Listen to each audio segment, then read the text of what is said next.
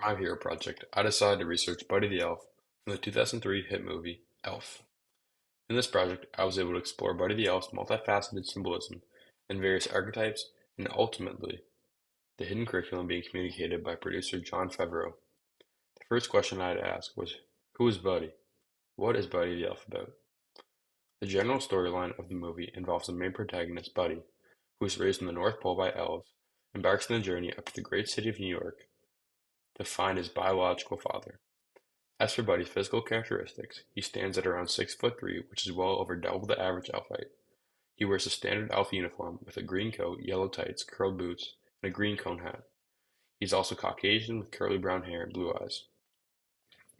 As for Buddy's personality, one of his most prominent characteristics is his innocence, due to his sheltered childhood in the North Pole. Buddy takes on several other typical elf characteristics, as he is cheerful, curious, affectionate, and optimistic. Buddy embodies the Christmas spirit. On top of this, though, as the story progresses, Buddy demonstrates his loyalty, such as in the snowball fight scene when Buddy is able to protect Michael Hobbs, his half-brother. What makes Buddy so relatable as a viewer is his insecure side of him, in which he battles his self-identity issues, as well as self-worth. Now, for social perspectives of Buddy, it can be divided into two main areas, the humans and the elves. The humans of New York City largely see him as obnoxious, over-friendly, socially unaware, and weird. Yet as the story progresses, they grow increasingly optimistic of him and soon admire him for his true intentions, and ultimately admire him for who he is. As for the elves, they initially see Buddy as a burden. He's described as a disappointing screw-up and special. At one point, Buddy is described as a cotton-headed ninny-muggins, which according to dictionary.com can be defined as a buffoon, someone who makes a simple mistake or falls for a childish gesture, a fool of sorts. As the story progresses, they learn to accept him for his human differences and embrace his unique physical and social characteristics. Several roles and archetypes are presented in the movie. Primary archetypes include Buddy as being innocent, a hero, and a fish out of water. The innocent archetype largely encompasses his unshakable belief in the goodness of people. Such has been a product of his sheltered youth in the North Pole. Similarly, he also views the world, and more specifically, New York City, with the lens of purity, optimism, and wonder. Secondly is Buddy's archetype as a hero. Like most heroes, he embarks on a journey and faces trials, rejection, and hardships in pursuit of the ultimate goal. Lastly, the fish out of water archetype seen as Buddy is placed in an alien-like environment, New York City. He is forced to adapt and apply his elf qualities to the big city. Moving on to the conflict of the movie. Buddy is faced with internal conflict in which he longs and seeks to find belonging. He grapples with issues such as self-identity and self-worth, as he subsequently seeks to find his biological father and earn his favor, all the while combating social expectations of New York City. The next section of our presentation includes the historical context of Elf. In this, I delve into the deeper meaning and symbolism presented by creator Jon Favreau. After further research, I was able to determine Jon's intentions to promote overall belonging and inclusion, as well as embracing one's differences. Such an outlook was influenced by several events, or a combination of events, and movements, including the postmodernism movement from the 70s to the 90s, the disability movement from the 60s to the 90s, and lastly, the LGBTQ plus movement, largely based between the 90s and the 2000s. The postmodernism movement was one of three key events that influenced the storyline and key values of Elf. Postmodernism largely first appeared around the 60s and challenged traditional ideas about identity and suggested that it is fluid, fragmented, and ultimately shaped by societal expectations. Postmodernism led to the rise in philosophical and literary theory questions regarding the basic assumptions of Western philosophy. According to Victoria and Albert Museum, postmodernism shattered established ideas of better design, bringing a new self-awareness about style, an unstable mix of theatrical and theoretical. Individuals such as Judith Butler were one of the additional and more prominent figures to popularize the concept of how identity is constructed and performed, rather than an inherent truth.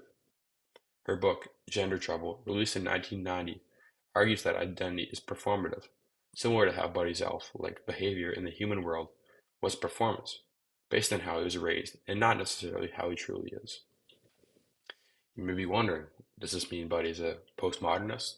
Well, not necessarily, but Favreau's values communicated within the movie indicates a degree of influence on behalf of like how Buddy doesn't fully belong to one identity in the sense that he is neither elf or human.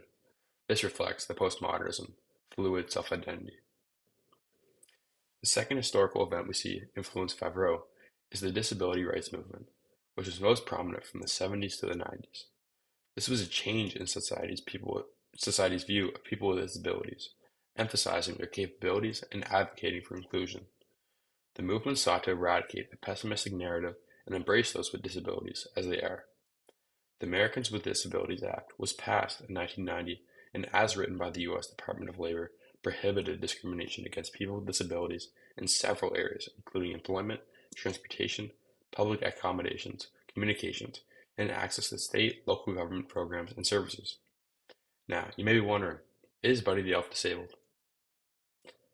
Buddy represents the physically handicapped in the neurodivergent community as seen through his struggles and differences in areas such as limited physical capabilities, his overall cognitive ability, as well as his social behavior.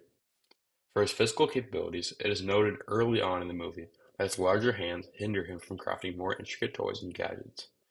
In another scene, Buddy struggles to force on a small elf shoe due to the lack of availability in his size. Additionally, he struggles with daily tasks in life, which include basic things like showering, sitting, and sleeping.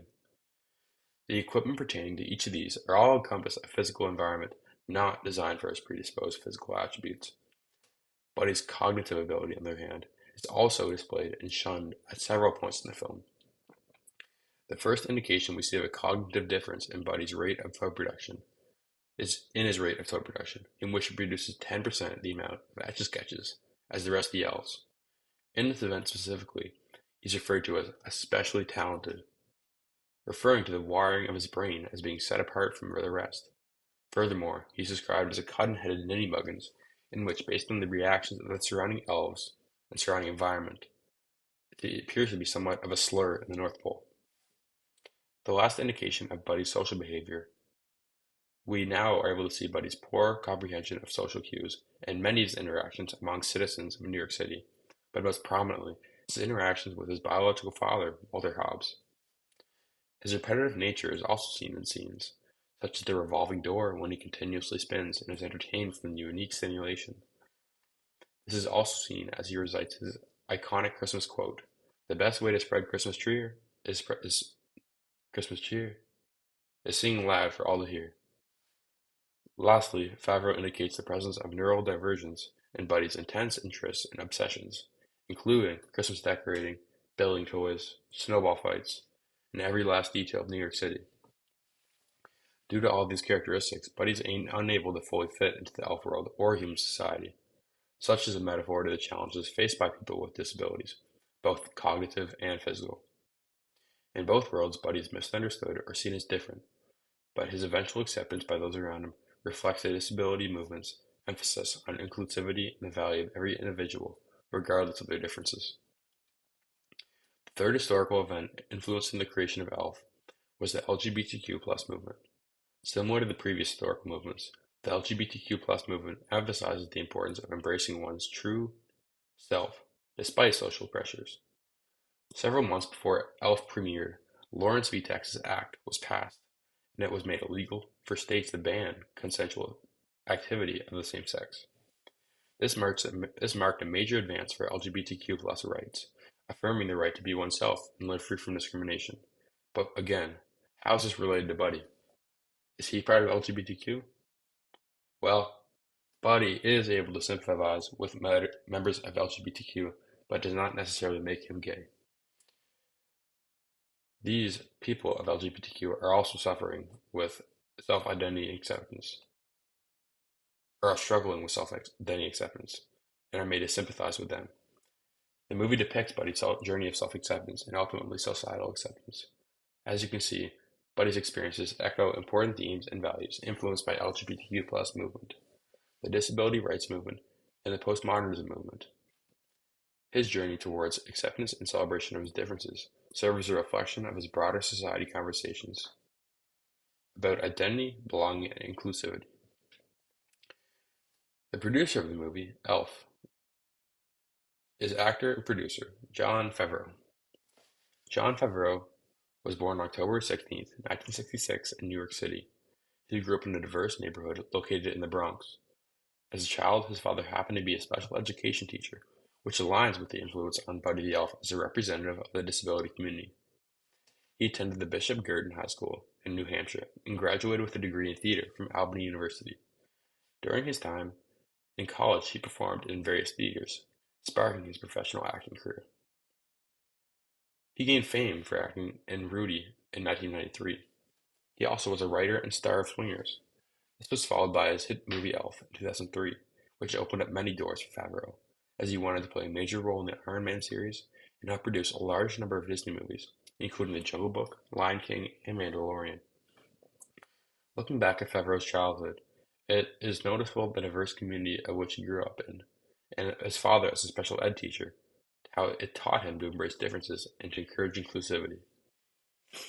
Now, onto legacy. We ask, what has the movie actually left behind?